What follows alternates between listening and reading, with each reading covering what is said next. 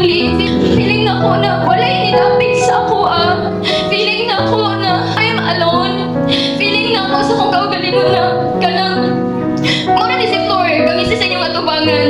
But mauni si Flor, pag siya na isa, always magiging OA ni Lord. Always magiging emotional kay Lord. And thank you so much, gid kaayo sa iya. No, glory to God. Kay isa ko sa itabangan ko. And sa diyang first encounter na ako sa iya, nakadawat ko nila o prophetic name. Ang kuha na to is walk and truth. So, kinahanglan ko nga mulakaw, nga matarong, naglakaw sa kamatugulan. Ay ko, Lord, unsa man gyud imong plano sa kuha? Muundang na ba ko sa akong calling? Muundang na ba ko sa akong pagpangalagan? Mawala na ba akong fire? Grabe na akong ask ni Lord, Lord, ibalik ang akong fire dara. Kay dili ako musugot nga diri na lang ko taman. Diri na lang ko sa akong comfort zone. Magpabiling nga dili ko makadala sa akong pamilya. Sa akong struggle na kanang nagagikog simbahan, naging pagsimbahan kay nangita ko sa presensya ni Lord. Gusto ko masama ko atong bata nga kanang bitang magpakalimpyo.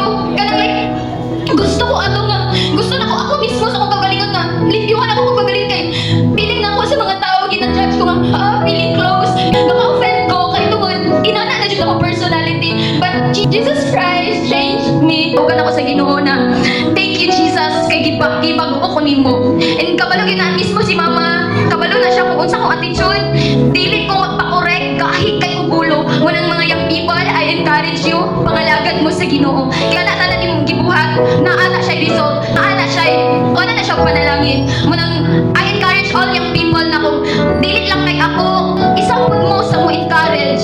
I'm so happy kay kanang ako pamilya jud, niuban jud siya. And I'm so happy nga magpalibaptize ko. I'm so happy nga magpabaptize ang akong family. And dinhin ako rooted nga church.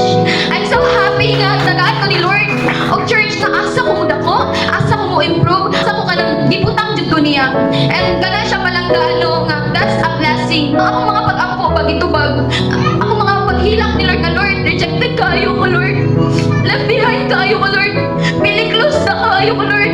Dito ko akong ulo, always na lang ko kanang di magpa-correct. Wala ko kasi pa sa panahon nga correctionan ko, masuko ko. Pero sa dihang na-encounter na ako si God, pakayo jud ko nga, grabe si Lord kay tanay ako tanan nga ibang bate, tanan ako mga kasakit. Humana di ay niya. Iya na din ko ibang pamatyan. Na di kitawat tanan. Munang, I'm so thankful kay kanang kung yun ka na nagmatinud-anak sa Lord sa akong kinabuhi. Inana na ni si Flor. Pansin na rin, pansin na to, katawa na to. But if I'm alone, I always cry. Magiging OA man ko sa inyo pananaw, pero OA dyan ko kay Lord. Lord, basahin mo kayo ko nga, Lord, wala naman ko kasabot. Wala naman ko kasabot sa akong kaugalingon. Like, feeling ako na kanang puno na kayo sa kong mga sakit. So, pressure na kayo ko. Labi nagpagliho ko sa ministry about sa akong disciple. Makaingon ko nga, it's not easy being a leader. Dili sa yun maging leader. Dili sa yun nga, kanang inani lang ni, calling na ni, ikaw ang leader. Dili siya sa yun, kaya ikaw ay manawag. Wala naman din sa pagpangwintaban. Ang ako ba is kanang kinanglan lang na maski nun sa'yo pa yung mga karisod.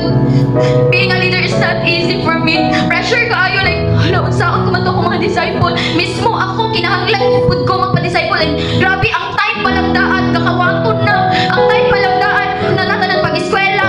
Tanan, maski pag ako kasabot sa kong galiyon, mag-part-time job ako. Unsa man ako itay si Lord. Unsa man ako ipakausap mga disciple. Like, pressure, di kaayo siya ko, Lord, surrender na ako, di tanan si Mua. Dili na ako kaya.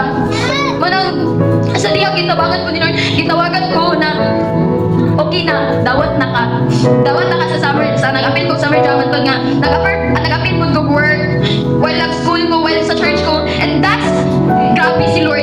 Kay maskin sa behind, sa kabisi, makaya pa mang yun, nga, mo-apil sa mga kanang kalihukan sa simbahan, ay ko nga, amazing kaayo si Lord. And every Wednesday pa lang yun, makaanak ko na excitement ba, pare itong iwali ni Kuya Brian na, ni Pastor Brian na kanang, kinahanglan mo andi ka sa church, na ay excitement, na ay kanang amazement sa imong kinabuhi. Kinahanglan nga dili dapat na magiging familiarity lamang nga, si Pastor naman ang nagwali dira, si Pastor Brian, so mo nakaayo, pero hindi na lang ang wali niya, but God, si God yun ang mo help sa imo. Ayaw yun ikuan na, familiarity na lang na taman dira. akong kaugalingon. Kay pag once na atong familiarity, wala naman mawala na ang amazement ko. Kana ang akong gibuhat. Friday pa lang, garidi na ko. Lord, thank you so much. Friday na. Mag-fellowship na gid mo. Pag atong sa first encounter na pag nasugdan ako ang effect mo, grabe na akong pangutanan ni Kuya Brian kay tanan jud nga akong gipang take note na basa sa ulan. Grabe na akong pangutanan ni Pastor Brian, unsa ganito devotional? Unsa gito pinakauna? Message man tong una no. Kay salamat sa kinabuhi ni ni Pastor Brian kay gitabangan gid ko niya. Inana ati Lord, naning buhaton, ginamentoran ko niya and pasalamat ko sa mga kinabuhi nila Pastor Bahaw. Kay isa sila sa gigamit sa Ginoo para akong pamilya, mga lagad. Nagpasalamat po ko sa mga leader na mas behind sa ilang mga kabisi pero gitagaan nilang panahon ang buluhaton sa Ginoo. And thank you Pastor Bri. Thank you sa tanan ninyo ang gikuan nga kanang welcome me diri. Balik na ko ang dungog ug himaya sa tuwang buhing Dios. Amen.